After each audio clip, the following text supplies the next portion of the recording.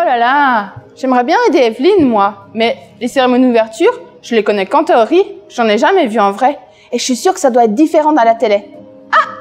Mais voilà quelqu'un qui doit s'y connaître. Anne-Cécile, tu tombes bien. Tu travailles sur l'exposition? Oui, salut Aline. Je suis en train de regarder la place qu'il reste sur ce plateau pour rajouter quelques mannequins. Ah oui, parce qu'après chaque édition des Jeux Olympiques, vous ramenez des nouveaux costumes et il faut leur trouver un peu de place dans l'exposition. Absolument. Dis-moi, tu vas aux Jeux Olympiques, toi? Oui. Et tu fais quoi là-bas? Eh bien, je fais ce qu'on appelle la collecte. C'est-à-dire que je vais voir les athlètes ou les responsables de cérémonies d'ouverture et de clôture et je récolte des équipements sportifs ou des costumes comme tu les vois ici. Ah, trop bien. Mais ça veut dire que des cérémonies d'ouverture, t'en as déjà vu en vrai? Oui, j'en ai vu 3. Beijing 2008, Londres 2012 et Pyeongchang 2018. Trop bien. Et Beijing 2008 en Chine, c'était comment? C'était impressionnant. 2008 tambours qui rentrent dans le stade les uns derrière les autres, on s'est arrêté de compter, tellement il y en avait.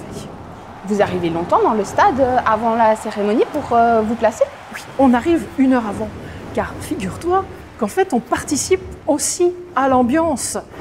On a des petites lumières, des petits clap-clap-clap qu'on agite, un drapeau, on nous demande de nous lever, de nous asseoir. On fait partie intégrante du spectacle. Mais c'est fou! Et aux cérémonies, il y a toujours les choses où on sait que ça va se passer dans un certain ordre. Par exemple, qu'il y a la flamme qui arrive avec le dernier relayeur, mais il y a des surprises. Par exemple, on ne sait pas qui c'est le dernier, c'est ça? Exactement. C'est ce qu'on appelle le protocole. Ça commence avec l'arrivée du chef d'État dans le stade.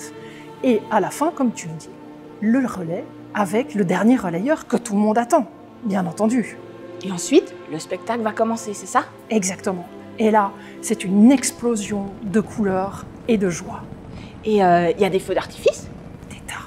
En Chine, par exemple, ça racontait quoi comme histoire? Ça raconte l'histoire de la civilisation chinoise, du début jusqu'à peu près à l'ère contemporaine. Et à Londres, en 2012, ça racontait quoi? En 2012, c'est incroyable. Ça commençait dans un paysage bucolique avec des chèvres et des moutons. Et là, clac, l'industrialisation arrive. Les usines sortent de terre comme des champignons et forgent les anneaux. Est-ce qu'il y avait la reine pour la cérémonie? Imagine-toi qu'elle était là avec James Bond et qu'ils ont sauté d'un hélicoptère pour arriver dans le stade. Ah mais oui, parce que James Bond, c'est comme la reine d'Angleterre, il est anglais aussi. Exactement. Et ce sont 2 personnages iconiques de la Grande-Bretagne. Est-ce que vous voyez bien quand vous êtes dans le stade, vous, les spectateurs? On voit parfaitement bien. D'où qu'on soit, on a une perception complète de ce qui s'y passe. Mais tu vois aussi bien qu'à la télévision? C'est différent. On vit la cérémonie d'ouverture, on est immergé dans l'ambiance, ce que nous n'avons pas à la télévision. Et est-ce que tu comprends toujours tout ce qui se passe? Tu comprends, le spectacle est fait pour t'emporter du début jusqu'à la fin. Même s'il n'y a pas trop de paroles, en fait. Eh bien, il y en a assez peu. Le chef d'État qui déclara les Jeux ouverts, le serment des athlètes, et voilà. Et puis, comment c'était à Pyeongchang, en Corée du Sud, en 2018? C'était glacial. Un vent de Sibérie soufflait dans le stade. Et imagine-toi qu'un athlète a même eu le culot de rentrer dans le stade, torse nu et en pagne.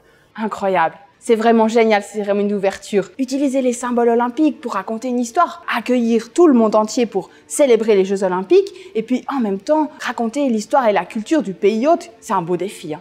Totalement. Je vais aller raconter tout ça à Evelyne. Va vite. Salut. Ciao. Tu te comprends qu'Audrey a des centaines de milliers de photos et de vidéos. En 2008, Alors elle m'a montré en celle des 2008, cérémonies et je me suis rendu dans le compte que stade. moi aussi j'avais qu'à rajouter des tas de... Bon, bah il y a encore du boulot, hein.